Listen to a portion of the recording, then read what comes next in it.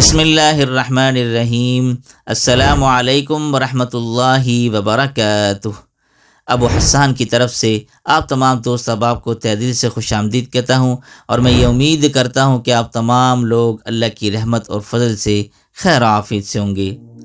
محترم ناظرین و سامعین، اب رمضان کا مہینہ تو ختم ہو چکا ہے، شوال یعنی عید کے دن شروع ہونے والا ہے، اور شوال کا مہینہ بھی شروع ہونے والا ہے۔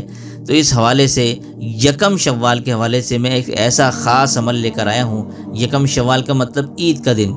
تو یقین جانیں اس ویڈیو کو پہلے پورا دیکھیے گا۔ ایسے خاص اعمال ہیں نا یکم شوال کے، یقین جانیں جب آپ یہ سنیں گے تو تڑپ جائیں گے اس عمل کو کرنے کے لیے۔ لہٰذا میں آپ سب سے گزارش کروں گا، پہلے تو اس ویڈیو کو پورا دیکھیے گا، پورا سنیے گا، اور یکم شوال کے جو اعمال میں آپ کو بتاؤں گا، خدا را یہ وقت پھر نہیں آئے گا، اسے غفلت میں مت گزاریے گا، اسے ضرور کیجیے گا۔ زیادہ وقت نہیں لگے گا، 10 منٹ 15 منٹ ضرور لگیں گے، لیکن آپ جو کچھ پا جائیں گے وہ بہت کچھ ہوگا، اور آپ کی پورا سال کیا پوری زندگی آپ کے کام آئے گا۔ تو میں یہ امید کرتا ہوں کہ آپ تمام لوگ اس سے ضرور فائدہ اٹھائیں گے۔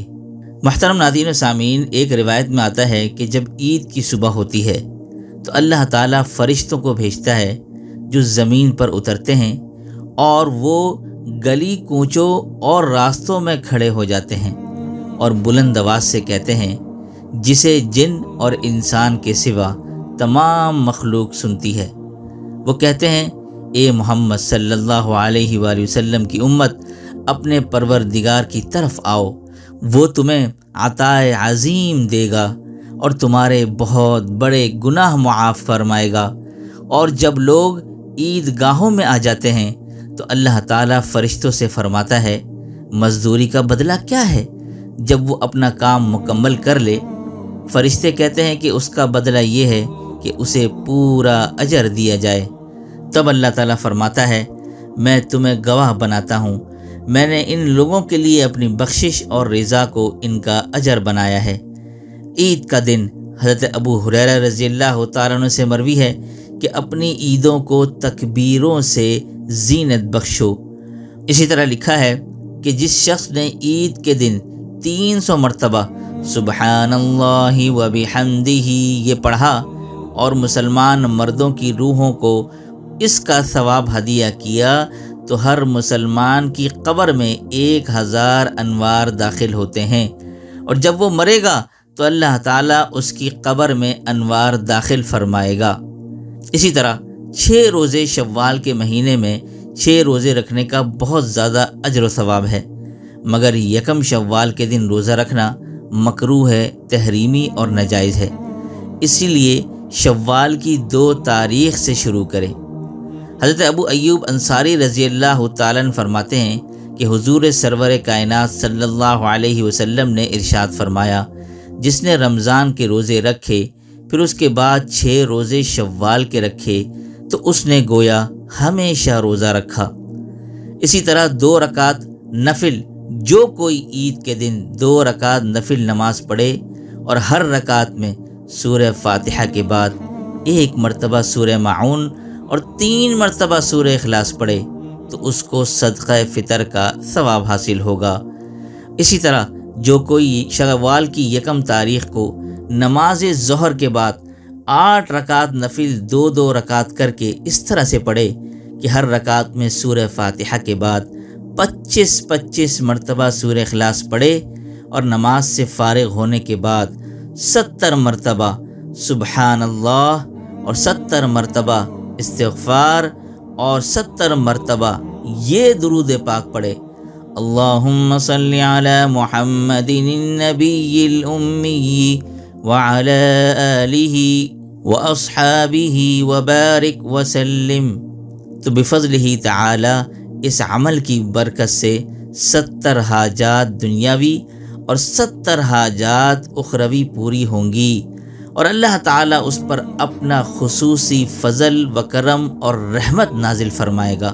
4 رکعت نفل، جو کوئی یکم شوال کی شب نماز عشاء کے بعد 4 رکعت نفل نماز اس طرح سے پڑھے کہ وہ 2 رکعت کر کے پڑھے، یعنی 2 رکعت الگ اور 2 رکعت الگ، اور ہر رکعت میں سورہ فاتحہ کے بعد 3 مرتبہ سورہ اخلاص، 3 مرتبہ سورہ فلق اور 3 مرتبہ سورہ ناس پڑھے۔